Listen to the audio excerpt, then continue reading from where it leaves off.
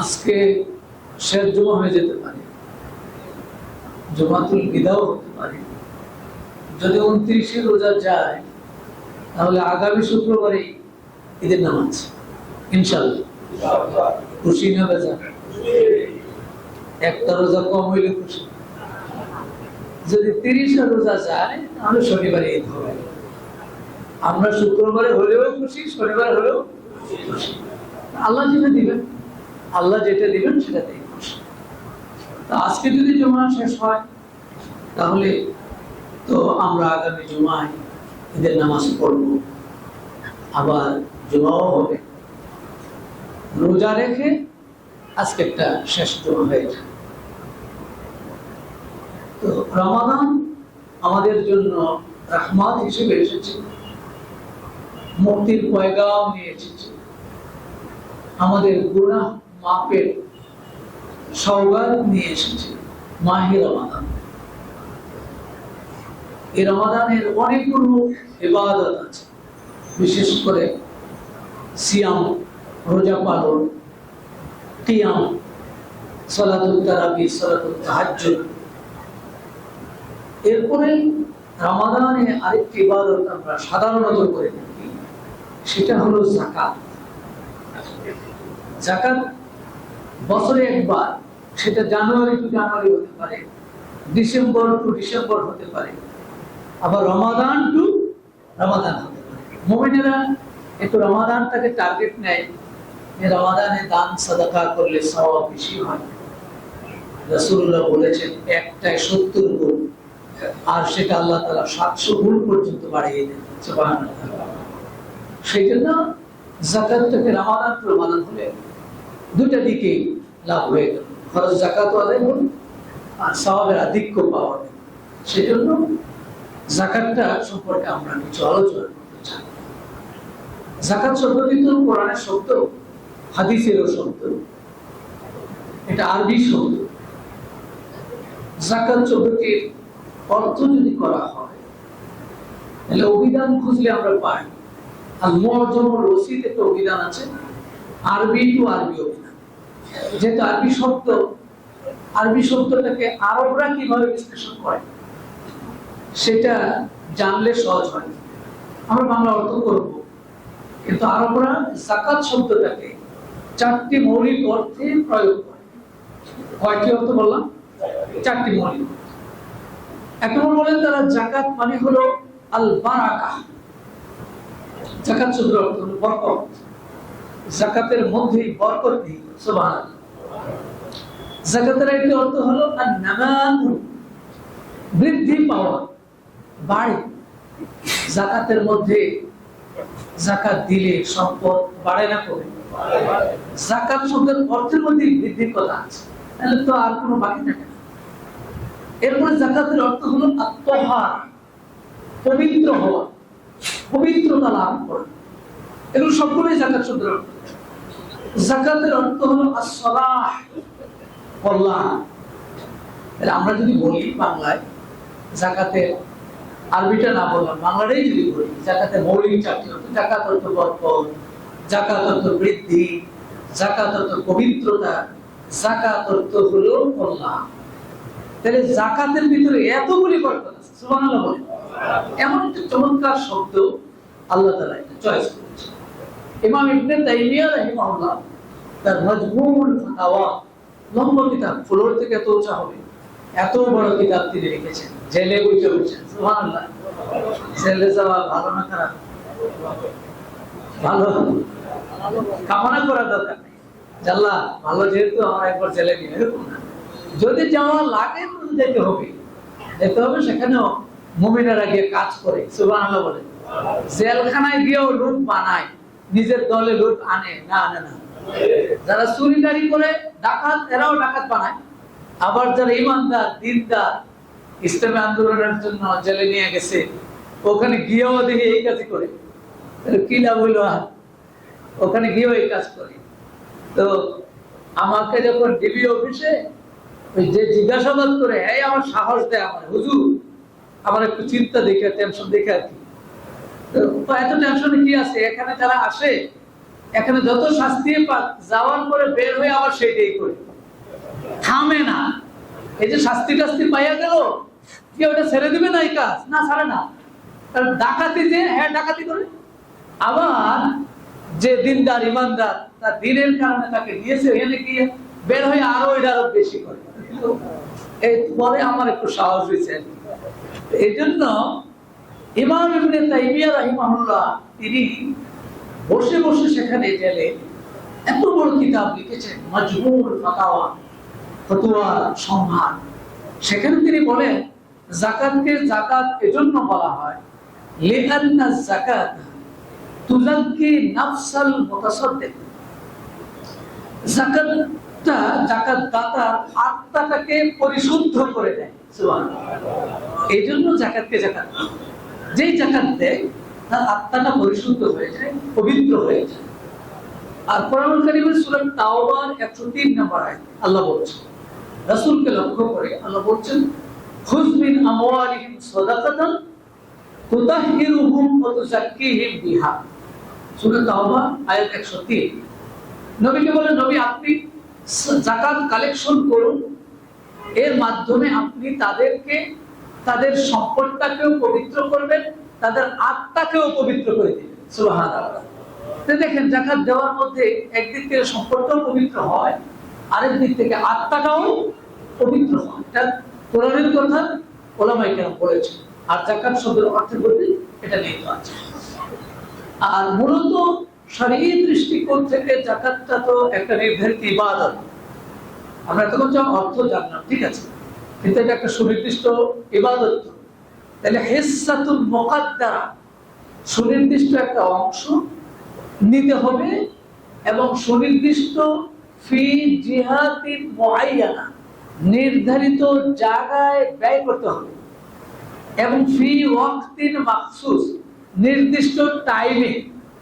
তাহলে ইবাদতটার সাথে তিনটা নির্দিষ্ট যৌক্তিক আছে। নির্দিষ্ট অংশ নিতে হবে, নির্দিষ্ট সম্পদ থেকে নিতে হবে, নির্দিষ্ট জায়গায় ব্যয় করতে হবে, নির্ধারিত সময়ে কাজটা করতে হবে। সুবহানাল্লাহ। এটা নাম হলো যাকাত। একটা পরিমাণ নির্দিষ্ট থাকবে, এই পরিমাণ অ্যাসেট হলে যাকাত দিবে। আবার এই টোটাল টাকাটা থেকে এত অংশ বের করে আনবে, আবার নির্দিষ্ট কিছু জায়গা আছে সেখানে দিবে, নির্ধারিত টাইমে। এগুলো হলো, এটার নাম হলো যাকাত। তাহলে এই যাকাতটা শরীয়তের একটি ইবাদত। এটাকে ফরজ না নফল না মুস্তাহাব? ফরজ। নামাজ রোজা যেমন ফরজ, তার চেয়েও গুরুত্বপূর্ণ ফরজ গুলো যাকাত। এজন্য গুরুত্বপূর্ণ, দেখেন নামাজ এবং রোজা এটা তো আল্লাহ তাআলার হক। আল্লাহ বলছেন করতে, আমরা করি। কেউ যদি না করে আল্লাহ শাস্তি দিবেন, মানুষের সাথে রিলেটেড না। কিন্তু যাকাতটা আল্লাহ নির্দেশ, সেটা তো আছে, কিন্তু এটা মানুষের সাথে রিলেটেড।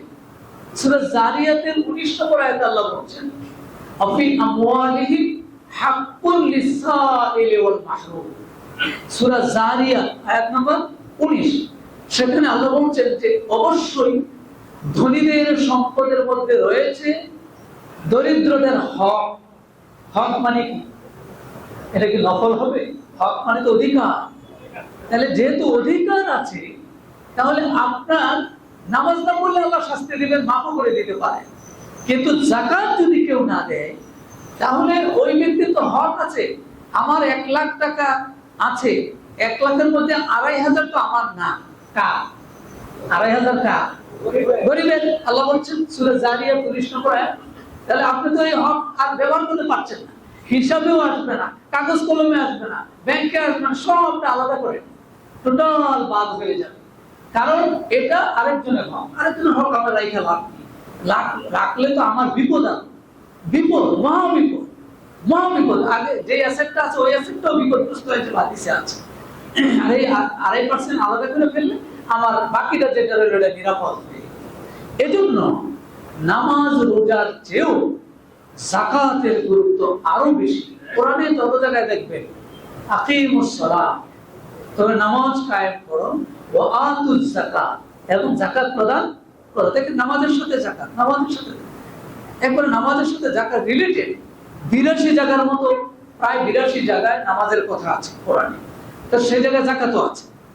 আর এর বাহিরেও নামাজ ছাড়াও আলাদাভাবে যাকাতের আয়াত আছে অনেকগুলো। তাহলে যাকাতের গুরুত্ব নামাজের চেয়ে কম না বেশি? দুইটা কারণ, এক তো নামাজের সাথে রিলেটেড আয়াত আছে, আরো বাড়তি আয়াত আছে। দ্বিতীয়ত হলো এটা মানুষের সাথে রিলেটেড, মানুষের হকের সাথে রিলেটেড। তাহলে যে সমস্ত লোকদের যাকাত আবশ্যক আছে তারা যাকাতকে আলাদা করে নিতে হবে ফরজ হিসাবে। যাকাত দেওয়াটা একটি ফরজ ইবাদত এবং নামাজ রোজার চেয়েও বেশি গুরুত্বপূর্ণ ফরজ ইবাদত। কারণ রাসূলুল্লাহ সাল্লাল্লাহু আলাইহি ওয়াসাল্লাম হাদিসে বলেছেন, এটা বুখারী এবং মুসলিম হাদিস, আব্দুল্লাহ ইবনে ওমরের হাদিস। রাসূল বলেন, বুনিয়াল ইসলামু আলা খামস, শাহাদাতি আল্লা ইলাহা ইল্লাল্লাহ ওয়া আন্না মুহাম্মাদার রাসূলুল্লাহ ওয়া ইকামিস সালাহ ওয়া ইতাইজ যাকাত ওয়াল হজ ওয়া সাওমি রমাদান। বুখারী এবং মুসলিম। রাসূল বলেন, ইসলাম নামক প্রাসাদটি 5টি ভিত্তির উপর দাঁড়িয়ে আছে। ইসলাম নামক প্রাসাদ, বেনা মানে হলো ভিত্তি। ইসলামটাকে 5টি ভিত্তির উপরে দাঁড় করানো হচ্ছে। 5টা ভিত্তি, একটা বিল্ডিং যদি দাঁড়ায় 5টা পিলার হয়। এখন এখানে কালিমাটা একটা পিলার, নামাজ একটা পিলার, যাকাত একটা পিলার, হজ একটা পিলার, রোজা একটা পিলার। এখন 5টা পিলারের মধ্যে যদি যাকাতও না থাকে, হজও না থাকে, তাহলে পিলার হলো 3টা। এই বিল্ডিং কি শক্ত হবে? এই পিলার দিয়ে কিন্তু শক্ত হবে, কারণ 3টা পিলার কোনো সময় রিস্কে থাকে। আর যার 5টা পিলার আছে, যাকাতও আছে, হজও আছে, কালেমা, রোজা, নামাজ আছে, তাহলে সেই ইসলামটা, সেই পিলারটা শক্ত হবে। এজন্য যাদের উপরে যাকাত আছে তারা যাকাত আদায় করার মাধ্যমে এই পিলারকে শক্ত করবে। যাদের হজ ফরজ হয়েছে তারা হজ করে ফেললে পিলার শক্ত হবে। এই ইসলাম নামক এই প্রাসাদটিকে শক্ত করার জন্য রাসূলুল্লাহ সাল্লাল্লাহু আলাইহি ওয়াসাল্লাম বলেছেন, তোমার যাকাতটাও অন্যতম একটি গুরুত্বপূর্ণ। এবং এটা পজিশন দিক চিন্তা করলে এই হাদিসে বুনিয়াল ইসলামু আলা খামস, শাহাদাতি লা ইলাহা ইল্লাল্লাহ ওয়া আন্না মুহাম্মাদার রাসূলুল্লাহ ওয়া ইকামিস সালাহ ওয়া ইতাইজ যাকাত, পজিশনের দিকও যদি চিন্তা করেন, কালেমা, নামাজ, যাকাত, এই হাদিসে কালেমা, নামাজ, যাকাত তৃতীয় পজিশন। তাহলে সব অত্যধিক গুরুত্বপূর্ণ একটি ইবাদত হলো যাকাত। এখন এই যাকাতটা আল্লাহ তাআলা কেন ফরজ করেন? কারণটা কি? আল্লাহর একটা টার্গেট তো থাকে। যেমন রোজা ফরজ করেছেন কেন জানেন? একটা জবাব দেন, কোরআন থেকে দিবেন।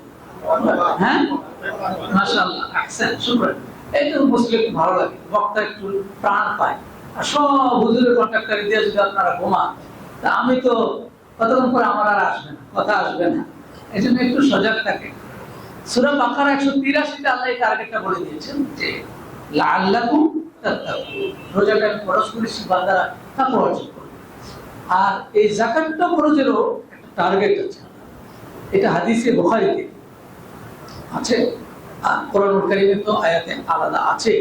কোরআন কারীমে আল্লাহ তাআলা এইগুলো তো ইন্নামাস সাদাকাতু লিল ফুকারা যখন বলেছেন যে যাকাতটা হলো ফকিরদের জন্য, সেখানে তিনি টার্গেটটা বলে দিয়েছেন। মূল টার্গেটটা হলো দারিদ্র বিমোচন। যাকাতের মূল টার্গেট কি? দারিদ্র বিমোচন। রাসূলুল্লাহ সাল্লাল্লাহু আলাইহি ওয়াসাল্লাম মুআয ইবনে জাবালকে ইয়ামানের গভর্নর করে পাঠানোর সময়, বুখারীতে হাদিস আছে, ইয়ামানের গভর্নর করে মুআয ইবনে জাবাল, জাদরুল সাহাবী, সাহাবায়ে কেরাম রাষ্ট্র চালাইছেন না চালান নাই? না মসজিদে বসে আছেন? আল্লাহওয়ালা মানুষ না? সাহাবাদের চেয়ে আল্লাহওয়ালা তো দুনিয়াতে আর কেউ নাই। আল্লাহওয়ালা কি মসজিদে বসে না খাটকায় বসে বসে দিন জীবন শেষ করে দিছে? রাষ্ট্র চালাইছে। এই জন্য যারা বলে আমরা হুজুর রাজনীতি করি না, হুজুর আমরা অরাজনৈতিক সংগঠন, আমি বলি ভাই এটা কিভাবে বলেন আপনি? রাসূলুল্লাহর সুন্নাহ, সাহাবায়ে কেরামের সুন্নাহ, জীবনটা শেষ করে দিয়ে রাজনীতি করতে করতে আপনি বলেন আমরা অরাজনৈতিক সংগঠন। আবার অরাজনৈতিক সংগঠন কইয়া ভিতরে ভিতরে কিন্তু রাজনীতি করে, ভিতরে ভিতরে রাজনৈতিক দলের সাথে লিয়াজও রাখে। এটা তো একজন মুমিনের, একজন আলেম যদি হয়ে থাকে তাহলে তো অবশ্যই এটা কাম্য হতে পারে না। সেজন্য মুআয ইবনে জাবালকে গভর্নর করে পাঠালেন ইয়ামানে। পাঠানোর সময় রাসূলুল্লাহ সাল্লাল্লাহু আলাইহি ওয়াসাল্লাম তাকে কয়েকটি কথা নির্দেশ দিয়েছেন, রাষ্ট্রীয় নির্দেশ। তার মধ্যে একটা ছিল, মুআয তুমি তো যাচ্ছ এমন এক এলাকায়, সেখানে গিয়ে তুমি আগে তাদেরকে কালেমার দাওয়াতটা দিবে। তারা যে কালিমা গ্রহণ করে, কালিমা যদি গ্রহণ করে, এরপরে ফাআলিমহুম এরপর তাদেরকে জানাবে আল্লাহ তাআলা ইফতারা খামস সালাওয়াত ফি কুল্লি ইয়াউমিন ওয়া লাইলা, আল্লাহ তাআলা দিনে এবং রাতে 5 ওয়াক্ত নামাজ ফরজ করেছে, এটা জানাই দিবে। এটা যদি আতাউহু, এটা যদি তারা মেনে নেয় তাহলে তাদেরকে বলবে ফাআলিমুহুম আল্লাহ তাআলা ইফতারা আলাইহিম সাদাকাতান তুখায মিন আগনিয়াহিম ফাতুরাদ্দু ইলা ফুকারাইহিম। তাদেরকে বলবে যে তোমাদের উপরে আল্লাহ তাআলা যাকাত ফরজ করেছেন, অতএব এই যাকাতটা ধনীদের থেকে গ্রহণ করো, গরিবদের কাছে নিয়ে পৌঁছে দিয়ে আসো। সুবহানাল্লাহ বলে। গরিবরা আসবে না গরিবদের কাছে যাইতে হবে, এই হাদিস বলে এটা। আর কোরআনের আয়াত তো আছে, খুজমিন আমওয়ালিন সাদাকাতান, রাসূল আপনি গরিবদের ধনীদের থেকে টাকাটা নেন, গরিবদের কাছে পৌঁছে দিয়ে আসেন। এখন তো গরিবরা পায় না, টাকা পয়সা আসে আমরা শুনি বিদেশ থেকে নাকি খেজুর আসে, শোনেন না জানি শুনি আর কি, বিদেশ থেকে বিশাল খেজুর আসে, কিন্তু এই খেজুর যে কই যায় টের পাওয়া যায় না। ইদানিং এখন এটা বোঝা যায় যে আসে, আগে তো আসে কিনা এটা বোঝা যেত না। এখন যার কিছু লোকদের কারণে আমরা টের পাই যে এরকম জিনিসপত্র দেশে আসে। আল্লাহ তাআলা এই সমস্ত সত্য প্রকাশকারীর সংখ্যা আরো বাড়াইয়ে দিন। তাহলে যারা মিথ্যাবাদী আছে, যারা মানুষের অধিকার গোপন করে ভক্ষণ করে অন্যায় ভাবে, তাদের কিছুটা হলেও বুঝ বুদ্ধি হতে পারে, আল্লাহ তাদেরকে হেদায়েত দান করুন বলে আমিন। বললেন তুখায মিন আগনিয়াহিম, মুআজ তুমি তাদের ধনীদের থেকে যাকাতটা সংগ্রহ করবে, ওয়া তুরাদ্দু ইলা ফুকারাইহিম, গরিবদের কাছে নিয়ে পৌঁছে দিয়ে আসবে।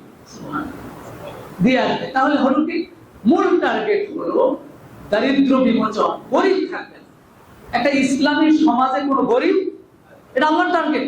আল্লাহ চান যাকাত ব্যবস্থা চালু হলে এই দেশে গরিব থাকার কোনো সুযোগই নাই।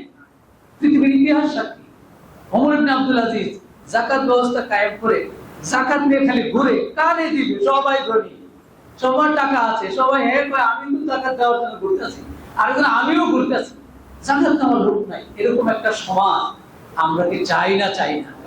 কারা কারা চাই না? চাই না। দেখছে, তার মানে হলো আপনারা চান, আমি জানি আপনারা চান, কিন্তু আমার সাথে কতটুকু অ্যাটেনটিভ এটা মাঝে মাঝে আমি টেস্ট করি এই জন্য যে জুমার খুতবা, বাতাস সুন্দর, আর একটা আরাম পরিবেশ, আরামপ্রিয় পরিবেশ, আবার রোজা রেখেছেন, একটু ঘুম আসতে পারে। আল্লাহ তাআলা আমাদেরকে কোরআন এবং হাদিসের কথাগুলি শোনার তৌফিক দান করুন। তাহলে যাকাতের মূল টার্গেটটা হলো দারিদ্র বিমোচন। যাকাতের মূল টার্গেট হলো দারিদ্র। এখন আমরা শুনতেছি আলহামদুলিল্লাহ আমাদের সরকার প্রধানও নাকি যাকাতের প্রতি বেশ গুরুত্ব দিচ্ছে, এটা ভালো, এই লক্ষণ ভালো, কিন্তু ওনার যারা যাকাত আদায়ের কাজে আছে বা এই সমস্ত জায়গায় বসে আছে, এগুলো যদি ঠিক না হয় তাহলে তো যাকাত উঠাইয়া চলে যাবে নিজের পেটে। এটা খুব খেয়াল রাখতে হবে আর কি। আমরা সরকারকে অনুরোধ করতে চাই, আপনার এই টার্গেটটা ভালো, আপনি যাকাত উঠান, 5 বছর লাগবে না, একটা হিসাব আছে ইসলাম ফাউন্ডেশনের, 5 বছর লাগে না এই বাংলাদেশকে শুধু যাকাতটা ঠিকঠাক করে হিসাব করে সংগ্রহ করলে, আর ট্যাক্সও লাগবে না, দেশ গরিব হয়ে যাবে, এরকম অবস্থা, ধনী হয়ে যাবে। সেজন্য এই ব্যবস্থাটা কায়েম করা প্রয়োজন রাষ্ট্রীয়, তাহলে দারিদ্র থাকবে না। এরপরে যাকাত প্রদানের মাধ্যমে আমাদের মৌলিক যে লাভগুলি হয়, মৌলিক 2টা লাভ, অনেক লাভ আছে। মৌলিক 2টা লাভের মধ্যে একটা লাভ হলো যাকাত দিলে টাকা বাড়ে না কমে? দলিল আছে নি? 1 লাখ টাকা থেকে 2,500 যদি দিয়া দেন, তাহলে এখন কি 1,02,500 হইলো না 97,500 হইলো? তো বাড়ে নাই তো, কমলো। কিন্তু আল্লাহ কি বলে দেখেন, সূরা রুমের 39 নম্বর আয়াতে আল্লাহ বলেন, ওমা আতাইতু মিন যাকাতি তুরিদুনা ওয়াজহাল্লাহ ফাউলাইকা হুমুল মুদঈফুন। সূরা রুম 39 নম্বর আয়াত আল্লাহ বলেন যে তোমরা যাকাত যা দাও, যে যাকাতটা দাও, তুরিদুনা ওয়াজহাল্লাহ, আল্লাহ সন্তুষ্টির জন্য, ফাউলাইকা হুমুল মুদঈফুন, তাহলে ওই যাকাতটা ডবল ডবল হয়ে যায়। সুবহানাল্লাহ। মুদঈফুন মানে ডবল ডবল, মানে কত গুণ হয় এটা ক্লিয়ার না, ডবল ডবল ডবল ডবল খালি বৃদ্ধি পেয়ে যায়। কোরআনের আয়াত, বিশ্বাস আছে না নাই? তাহলে শতভাগ আমাদের বিশ্বাস আছে, পারে, এটা ইতিহাস সাক্ষী। আপনি দিয়ে দেখেন, পরীক্ষা করে দেখেন, পরীক্ষা দরকার নেই, পরীক্ষা করে দেখেন। আমি পরীক্ষা করে দেখছি, বলে পরীক্ষা না করলে কিছু আল্লাহ তো কোনো বিষয় না। আমি পরীক্ষা করে দেখেন যে আপনি যখন যাকাত দিবেন আপনার সম্পদ বাড়বে। আল্লাহ বলছেন যেটা, রাসূলুল্লাহ সাল্লাল্লাহু আলাইহি ওয়াসাল্লাম কি বলছেন? বুখারীতে হাদিসটি আছে। রাসূল বলেন যে মান তাসাদ্দাকা বিআদলি তামারাতি মিন কাসাবিত তাইয়্যিব, যে ব্যক্তি একটি খেজুর পরিমাণ সাদাকা করে, দান করে, পবিত্র রিজিক থেকে, শর্ত আছে, কোন রিজিক থেকে?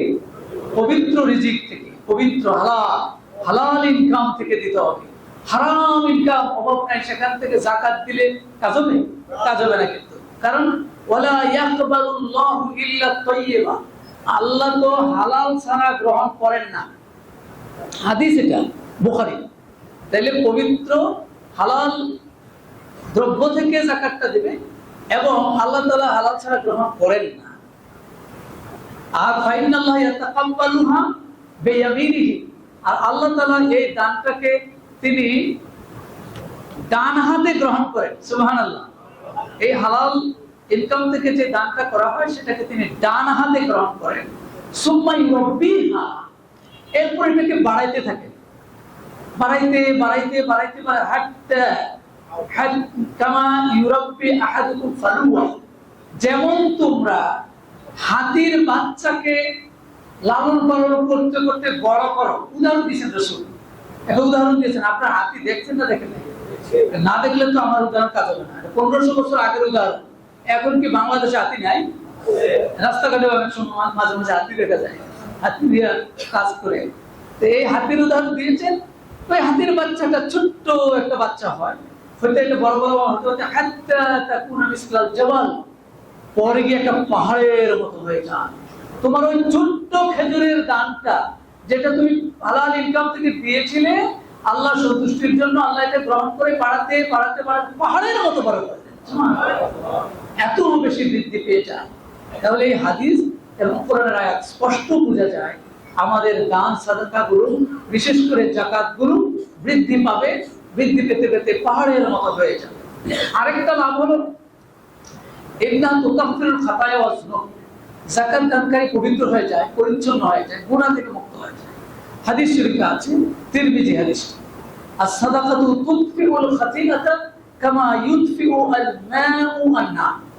বলছেন দান সাদাকা গুলো তোমার গুনাহগুলিকে এমন ভাবে মিটাইয়া দেয়, ডিলিট করে দেয়। একটা মানে ডিলিট করা, ডিলিট তো বোঝার কথা, এখন সবাই বুঝে, ছোট বড় মূর্খ মানুষ হলেও ডিলিট বুঝে, এটা ডিলিট করে দেয়, ডিলিট করে দেয়।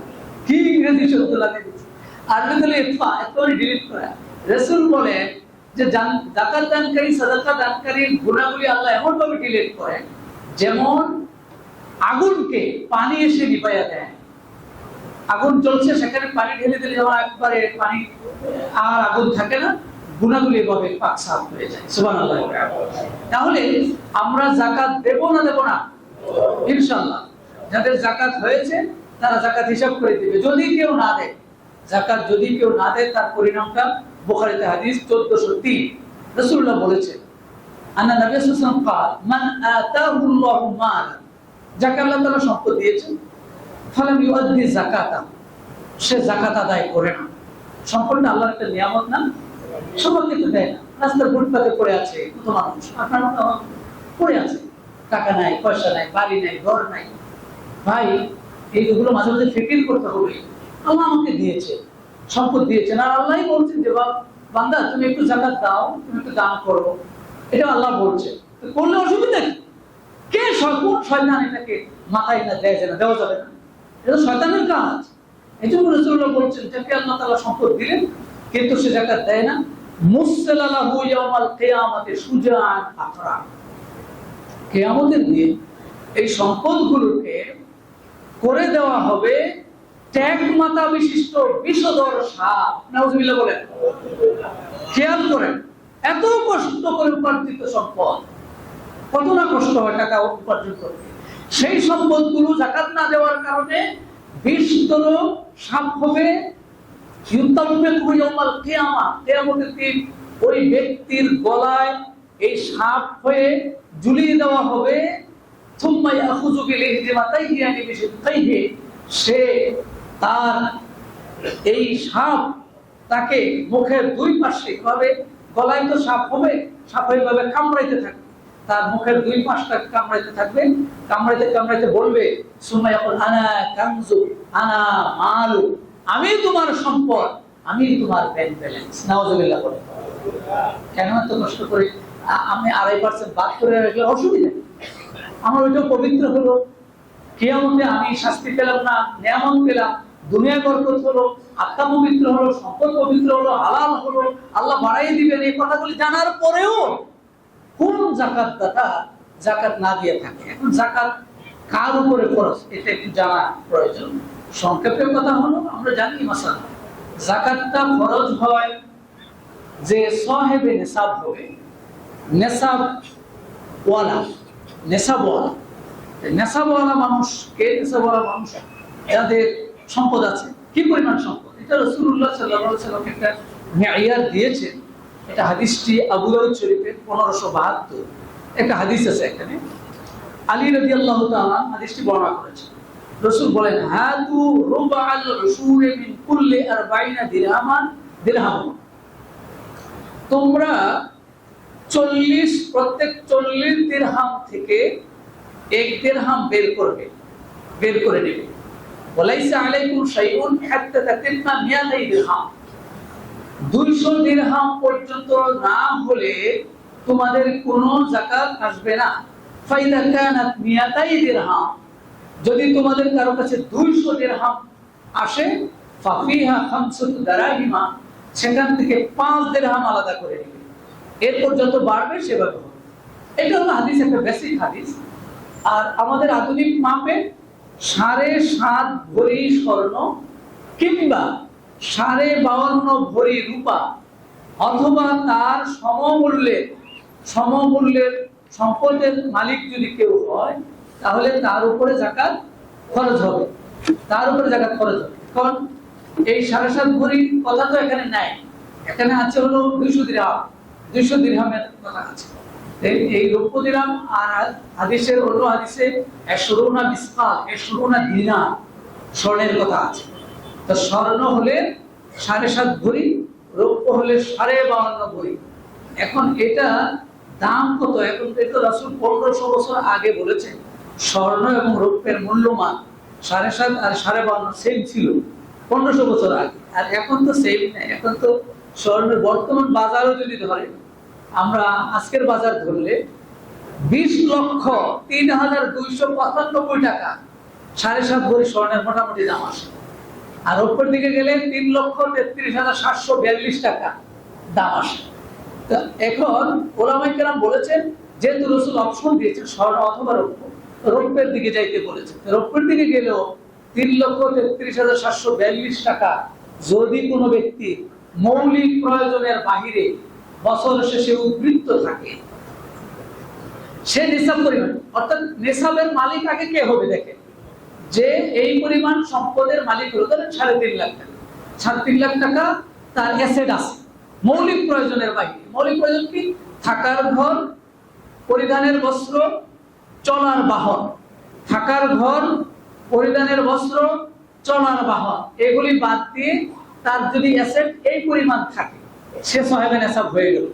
ধরেন একটা ফ্ল্যাটে থাকে, 5টা ফ্ল্যাট আছে, তাহলে সে কিন্তু সাহেবে নেশাব। এভাবে একটা প্লটে থাকে আর এরকম কয়েকটা প্লট আছে, তাহলে সে সাহেবে নেশাব। এখন সে যাকাত দাতা হয়ে গেল।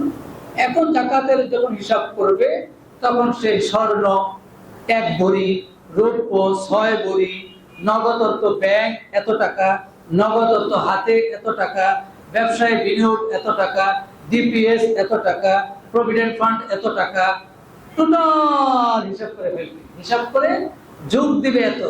এবার ঋণ, কোথায় কোথায় ঋণ আছে, কিস্তিতে টাকা নেওয়া আছে, সেখানে এই বছর পরিশোধযোগ্য টাকাটা বাদ দিবে। এভাবে ঋণগুলি বাদ দিয়ে যেটা হবে, সেই টাকাটার 2.5% আপনার সম্পদ থেকে আলাদা করে নিতে হবে। এটা হিসাবেও চোখে মানবেন না যেটা আমার না, এটা মানুষকে দিতে হবে। কাকে দিবেন? এটা সূরা তাওবা 60 নম্বর আয়াত। এটা আপনাদেরকে বাড়ির কাজ দিয়ে দেয়। এটা হলো হোমওয়ার্ক দিয়ে দিলাম, সময় তো আমাদের শেষ হয়ে গেছে। এটা হলো সূরা তাওবার 60 নম্বর আয়াতে আল্লাহ তাআলা এটা পরিষ্কার করেছেন যে যাকাত দিবে তুমি 8টি জায়গায়।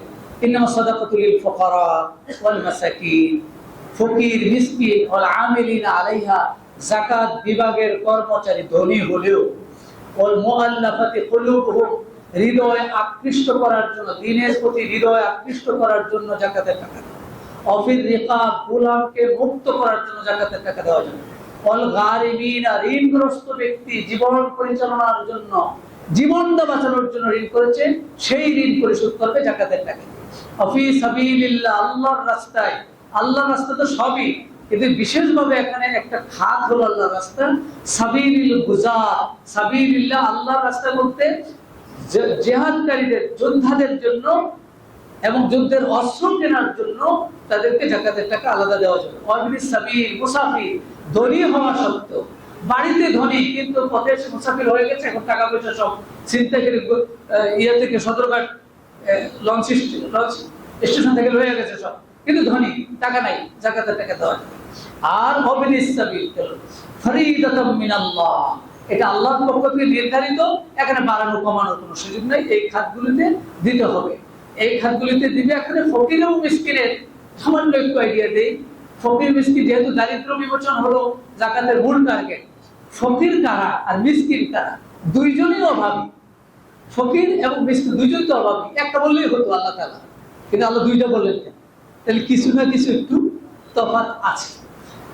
কোরআন শরীফের সূরা বাকারা 273 নম্বর আয়াতে একটা আয়াত আছে, এখানে লিল ফুকারা, ফকিরদের পরিচয় আল্লাহ বলছেন, আল্লাযীনা উহসিরু ফি সাবিলিল্লাহ লা ইস্তাতিউনা দারবান ফিল আরদ, ফকির হলো ওই সমস্ত ফকিররা যারা জমিনে বিচরণ করতে সামর্থ্য রাখে না, ইয়াহসাবুহুল জাহিলু আগনিয়া, না জানা লোকেরা মনে করে সে ধনী, মিনাত তাআফফুফ, কারণ সে তো মানুষের কাছে এরকম চায় না, তারিফুহুম বিসীমাহুম লা ইয়াসআলুনা নাসা ইলহাফা, কাকুতি মিনতি করে করে মানুষের কাছে গিয়ে চায় না, কিন্তু সে অভাবী। মানুষ মনে করে আসলে তো সে ধনী, আসলে ধনী না, কিন্তু ওই যে সে চায় না, এটা হলো এক শ্রেণীর অভাবী মানুষ, এটা পরিচয় আল্লাহ দিয়েছে। আর রাসূলুল্লাহ সাল্লাল্লাহু আলাইহি ওয়াসাল্লাম একটা পরিচয় দিয়েছেন বুখারীতে, রাসূল বলেন লাইসাল মিসকিন, মিসকিন ওই ব্যক্তি নয়, আল্লাযী ইয়াকুফু আলান নাস, যে মানুষের কাছে ঘুরে বেড়ায়, তারুদ্দুল লুকমা লুকমাতান, তাকে এক লুকমা বা দুই লুকমা তাকে দেওয়া হয়, তামারাতান, একটা খেজুর দুইটা খেজুর দেওয়া হয়। ওয়ালাকিনাল মিসকিন, মিসকিন হলো ওই ব্যক্তি আল্লাযী লা ইয়াজিদু গিনান ইউগনিহি, যার এই পরিমাণ সম্পদ নাই যেটা হলে যে জীবন বাঁচাতে পারে, এমন সম্পদ নাই, সেই ব্যক্তিটাকে দেওয়ার কথা রাসূল মিসকিনের পরিচয় দিয়েছেন। তাহলে দেখেন ফকির মিসকিন, ইমাম আবু হানিফা বলছেন ফকির হলো মান লা ইয়াজিদু শাই, যার মান লাহু আদনা শাই, ফকির হলো যেমন সামান্য কিছু আছে কিন্তু চলে না, আর মিসকিন হলো যার কিছু নাই। তাহলে ঘুরাইয়া ফিরাইয়া ফকির এবং মিসকিন এরা যাকাত পাওয়ার হকদার, খুঁজে খুঁজে ওদেরকে দিতে হবে। নিজের আপনজনের মধ্যে ইবদা বিমান তাউল, রাসূল বলেছেন তোমার আপনজন দিয়ে শুরু করো। তাহলে আপনজনের মধ্যে যদি এরকম ফকির থাকে তাদেরকে দিয়ে শুরু করবে, এরপর আস্তে আস্তে আস্তে আস্তে বাড়াবে। আর আমাদের তামিরুল মিল্লাত এতিমখানা আছে, তামিরুল মিল্লাত এতিমখানা আছে আমাদের, সেই তামিরুল মিল্লাত এতিমখানা মিরাজিবাগ দিবেন। আমাদের এই প্রতিষ্ঠানে আমরা এতিমদের এবং মেধাবী এতিম এবং অসহায় কিছু মেয়েদের আমরা যাকাতের টাকা, দরিদ্র ফান্ডের টাকা, ফান্ড আলাদা আছে, হিসাব আলাদা আছে, সব আলাদা, ওই ফান্ড থেকে আমরা তাদেরকে প্রতি বছরই কয়েক লক্ষ টাকা দিই। এখানে আপনারা দিতে পারবেন, দিয়ে আপনারা রসিদ দিতে পারবেন। এগুলো হলো যাকাত দেওয়ার খাত। তাহলে আমরা সিদ্ধান্ত নেই, হিসাব তো অনেকে করেছেন, যারা এখনো করতে পারেননি, আজকে গিয়ে আপনার হিসাবটা আপনিই করবেন। বুঝার বাকি থাকলে কারো থেকে বুঝে নিবেন, নিয়ে পাই টু পাই হিসাব করে আপনারা যাকাত দিবেন ইনশাআল্লাহ। আল্লাহ তৌফিক দান করুন।